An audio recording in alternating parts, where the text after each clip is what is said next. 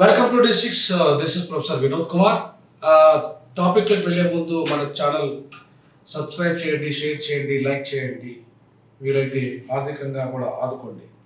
ఇక టాపిక్లోకి వస్తే, ఇవాళ తెలంగాణలోను ఆంధ్రలోను జరుగుతున్న ఎమ్మెల్సీ ఎన్నికలు ఏవైతున్నాయో, ప్రధానంగా టీచర్ ఎమ్మెల్సీలో ఎన్నికల్లో ఎస్సీ ఎస్టీలు అర్హులు కాదా?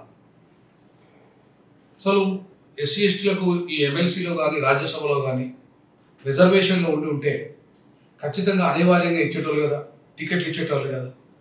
అవి లేకపోవడం వల్ల ఇవాళ మనము అటు రాజ్యసభలో కానీ ఇటు శాసన మండలిలో కానీ రిజర్వేషన్లు లేని కారణంగా ఎస్సీ ఎస్టీలకు ప్రాతినిధ్యం లేకుండా అవుతుంది.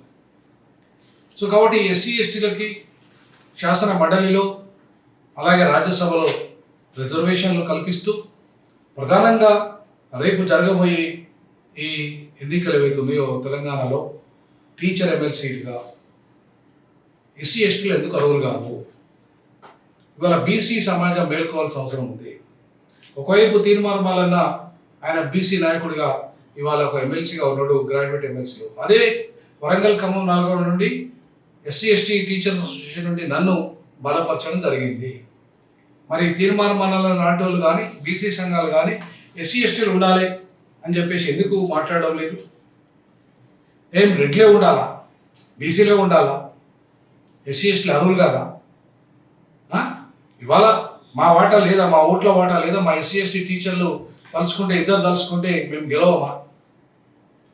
బీసీలు ఏ కులం కా కులంగా సగం రెడ్డి అయిన తీర్మానం కాపు మున్నూరు కాపు ఇవ్వాలని బలపరుస్తున్నారు ఎవరిని? మళ్ళా సగం రెడ్డి అయిన పూల రవీందర్ని బలపరుస్తున్నాడు, కాపు ఆయన కూడా మున్నూరు కాపే.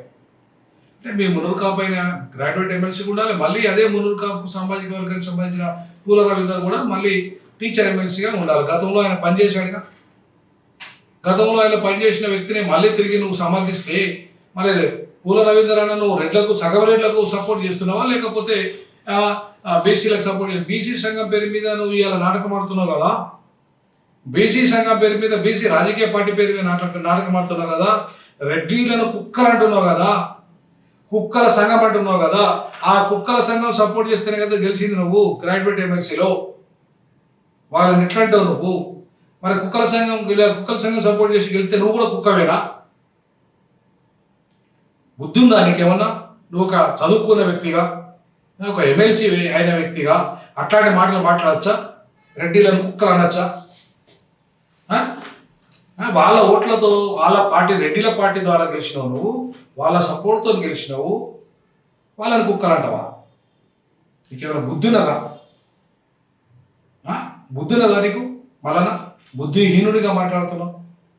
అరే వాళ్ళని దోపిడీ కులాలన్నా పర్వాలేదు, పాలక కులాలన్నా పర్వాలేదు, లేదా అగ్రవర్ణాలన్నా పర్వాలేదు, లేదా అణచివేషణన్నా పర్వాలేదు, ఇట్లాంటి పదాలు వాడాలి కానీ కుక్కలు అనడం ఏంది? ఇదేం దుర్మార్గమైన భాష. ఏ వర్గం అవుతుంది, ఏ కులం అవుతుంది, ఏ కులం నిన్న కుక్కలండి, మీ కులానికి కుక్కలంటే ఒప్పుకుంటావా? సో కాబట్టి ఇది తప్పు, ఇట్లాంటి విధానం నేను ఖండిస్తున్నా. కాబట్టి ఇవాళ ఎస్సీ ఎస్టీలు అర్హులు కారని చెప్పేసి బీసీలు అనగలరా? టీచర్ ఎమ్మెల్సీగా ఎస్సీ ఎస్టీ అర్హులు కాదని చెప్పగలరా మీరు?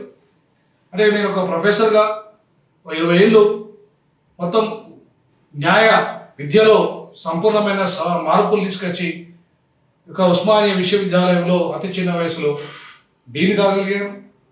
మొత్తం మార్పులు, సమూలమైన మార్పులు న్యాయ విద్యా వ్యవస్థలో తేగలిగాను. ప్రపంచంలో అత్యున్నతమైన విశ్వవిద్యాలయంలో పరిశోధన పత్రాలు సమర్పించాను, లెక్చర్స్ ఇచ్చాను, ప్రపంచ సదస్సులో పాల్గొన్నాను. అనేక డిగ్రీస్ నాకున్నాయి. మరి నేను అర్హులు కాదా? మరి మీరు ఎందుకు సపోర్ట్ చేయరు? మేము తీర్మానాలకు ఓపెన్గా సపోర్ట్ చేశాం. అప్పుడు ఎన్నికలప్పుడు ఓపెన్గా సపోర్ట్ చేశాము. నువ్వెందుకు సపోర్ట్ చేయవు తీర్మానాలన్నా? మేము కోదండరామిరెడ్డిని కాదని డైరెక్ట్గా ఓపెన్గా నీకు సపోర్ట్ చేశాం ఫస్ట్ ఎన్నికల్లో కూడా. తర్వాత కాంగ్రెస్ పార్టీ అభ్యర్థిగా నీకు సపోర్ట్ చేశాం. ఇవాళ మొన్నటి ఎన్నికల్లో కూడా కాంగ్రెస్ పార్టీ అభ్యర్థులకి సపోర్ట్ చేసినాము, ఎందుకంటే బీజేపీని రానియద్దని చెప్పి. మరి ఇలా మొన్నదాకా నువ్వు కాంగ్రెస్ సపోర్ట్ తీసుకొని గెలిచి ఇవాళ బీజేపీకి అనుకూలంగా నువ్వు వివరిస్తుంటే నీ విధానాలను ఏమనాలి? నీకు పద్ధతి ఉందనాలా, పాడుందనాలా, ఏముంది నీకు?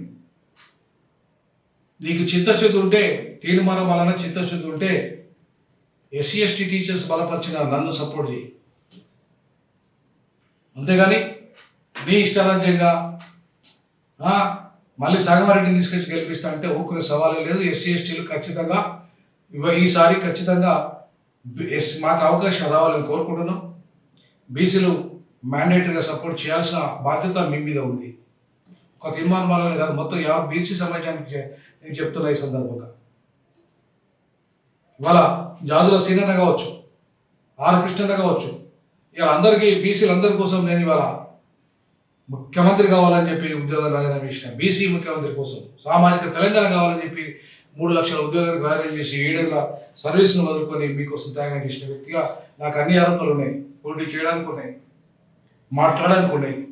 ఖచ్చితంగా మీరు సపోర్ట్ చేయాల్సిన బాధ్యత మీ మీద ఉంది.